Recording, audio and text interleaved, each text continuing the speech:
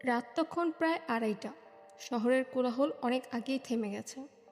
প্ল্যাটফর্মে শুধু কয়েকজন মানুষ দাঁড়িয়ে, চারপাশে এক অদ্ভুত নীরবতা, যেন পুরো স্টেশনটা ঘুমিয়ে পড়েছে।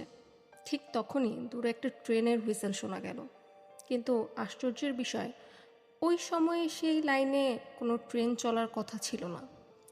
তবুও কয়েক মুহূর্ত পর অন্ধকার ভেদ করে একটা ট্রেন এসে প্ল্যাটফর্মে থামল।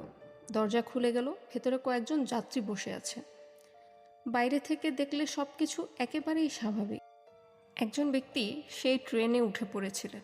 ট্রেন ছাড়ল। প্রথম কয়েক মিনিটে অস্বাভাবিক কিছুই মনে হয়নি, কিন্তু ধীরে ধীরে একটা বিষয় তার নজরে এলো। পুরো বগিটা নিস্তব্ধ। এতগুলো মানুষ বসে আছে, অথচ কেউ কারো সঙ্গে কোনো কথা বলছে না। কারো চোখে চোখ পড়ছে না, সবাই যেন একই ভঙ্গিতে বসে আছে।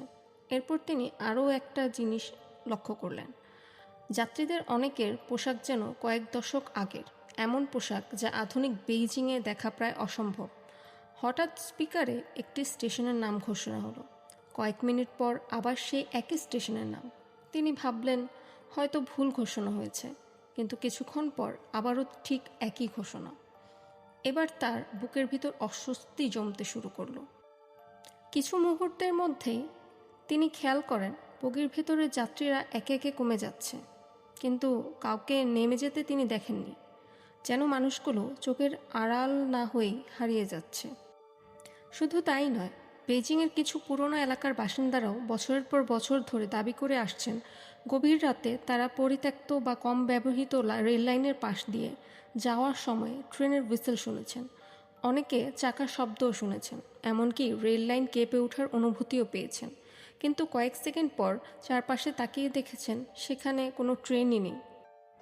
কেউ কেউ আবার দূরে ট্রেনের আলো দেখার কথাও বলেছেন, কিন্তু আলোটা যত দ্রুত এসেছিল ঠিক ততটাই দ্রুত অন্ধকারে মিলিয়ে যায়। এখন প্রশ্ন হলো, এসব কি সত্যি? বাস্তবে বেইজিংয়ের ফ্যান্টম ট্রেন নিয়ে কোনো সরকারি রেকর্ড বা প্রমাণ নেই। চীনের রেল কর্তৃপক্ষ কখনো এমন কোনো ঘটনার সত্যতা স্বীকার করেননি। গবেষকদের বেশিরভাগই মনে করেন এটি একটি আরবান লেজেন্ড, অর্থাৎ লোকমুখে ছড়িয়ে পড়া রহস্যময় কাহিনী। তাদের মতে গভীর রাত, কুয়াশা, দূরের ট্রেনের প্রতিধ্বনি, ক্লান্তি কিংবা হ্যালুসিনেশনের কারণে মানুষ এমন অভিজ্ঞতার মুখোমুখি হতে পারে। কিন্তু একটা প্রশ্ন আজও রয়ে গেছে, যদি সবই হ্যালুসিনেশন হয়, তাহলে বছরের পর বছর ধরে এত মানুষ কেন প্রায় একই ধরনের ঘটনার বর্ণনা করে? কেন তাদের গল্পে বারবার ফিরে আসে সেই নীরব ট্রেন আর সেই যাত্রীরা?